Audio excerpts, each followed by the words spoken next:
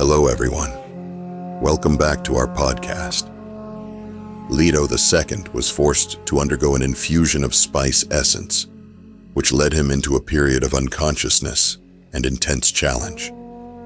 During this time, he was overwhelmed by visions and struggled with the ancestral consciousness within him, ultimately choosing his father as his primary supporter.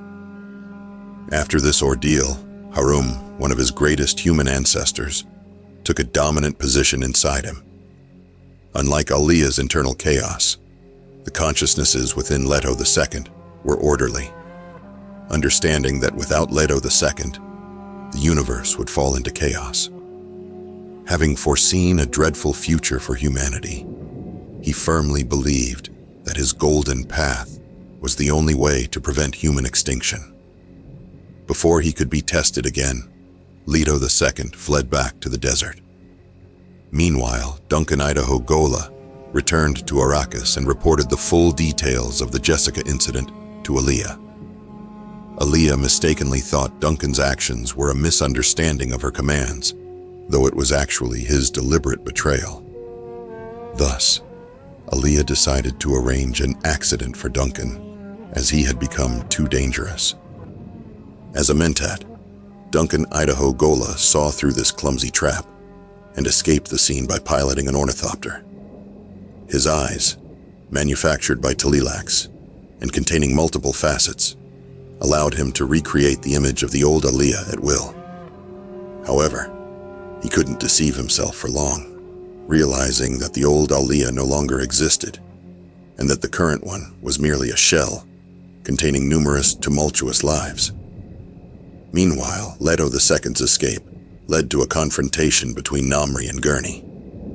Namri revealed his loyalty to Alia, not Jessica, leading to a rupture in their relationship. During the dispute, Namri attacked Gurney with a knife, but Gurney easily defeated him and quietly left the scene. In the desert, Leto II merged with a group of Sandtrout, granting him extraordinary abilities.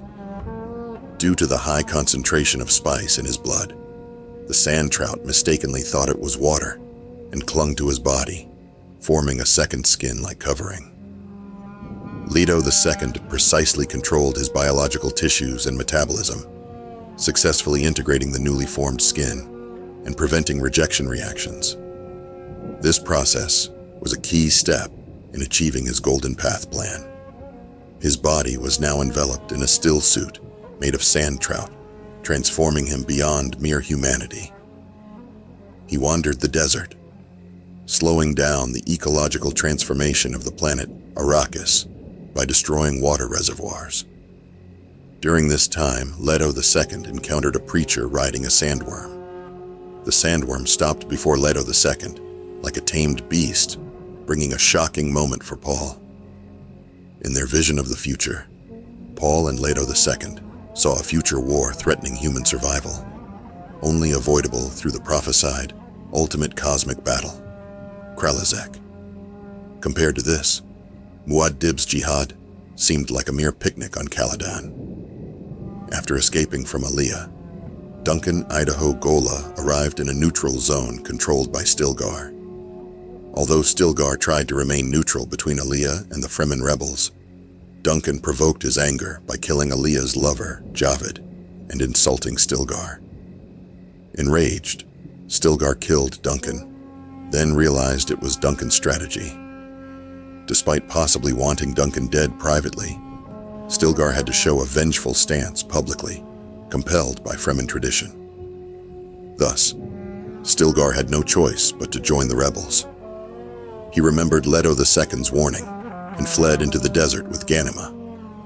When Alia learned of Duncan's death, she ordered her forces to pursue and kill Stilgar. The possessed Baron felt an unexpected sadness over Duncan's death, feeling as if he was split into two people again. The conflict between the rebels and the Imperial army continued. Meanwhile, Leto II kept destroying water reservoirs in the desert, slowing the ecological transformation of Arrakis. He moved like a ghost in the desert, effortlessly manipulating a 50-meter-long dam as if it were a toy. No weapon or blade could harm him on his body. Leto II eliminated all forces opposing him, and the Fremen, in awe of his divine attire, unconditionally obeyed his commands. After a fierce battle, Alia used a traitor to recapture Ghanima and arranged her marriage to Farad'n as a strategy to get close and attempt to kill him. Hypnotized, Ghanima firmly believed that Farad'n had planned the assassination of her brother. At the ceremony, Jessica and Farad'n arrived on Arrakis. The music at the ball was drowned out by the noise from the square, and the preacher's voice echoed in the air, capturing everyone's attention. His voice, amplified by a loudspeaker beneath the window, filled the entire hall. Alia turned toward the window, sensing that her plan was about to bear bloody fruit.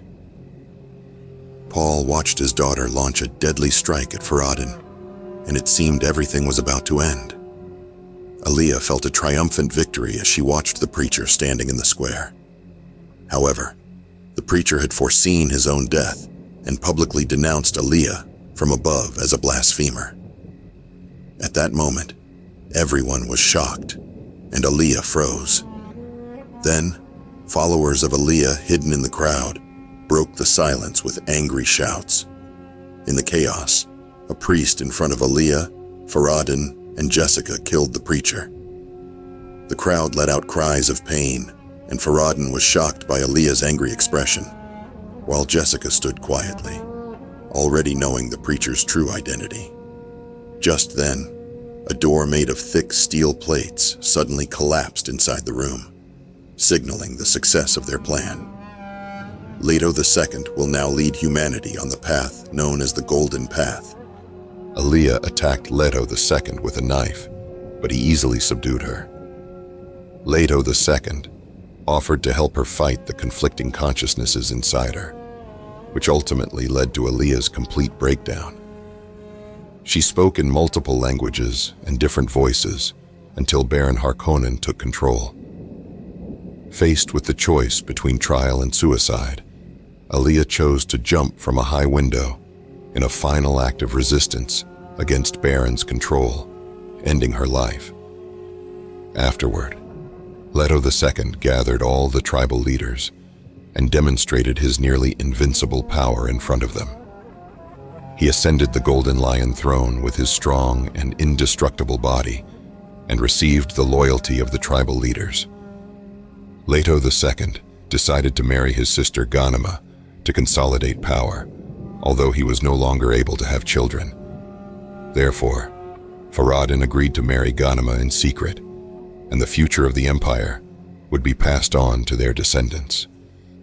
Farad'n was appointed as the royal scribe of the empire, and he handed over command of the Sardaukar army to Leto II. At this time, Leto II was no longer an ordinary human. As the emperor of the universe, he would rule humanity with an iron fist for 4,000 years, ensuring that he leads humanity toward the prophesied ultimate battle. All right, that's the end of today's podcast. Thank you for listening. If you liked today's content, please don't hesitate to like it, and welcome new friends to subscribe to our channel. We look forward to seeing you in the next episode.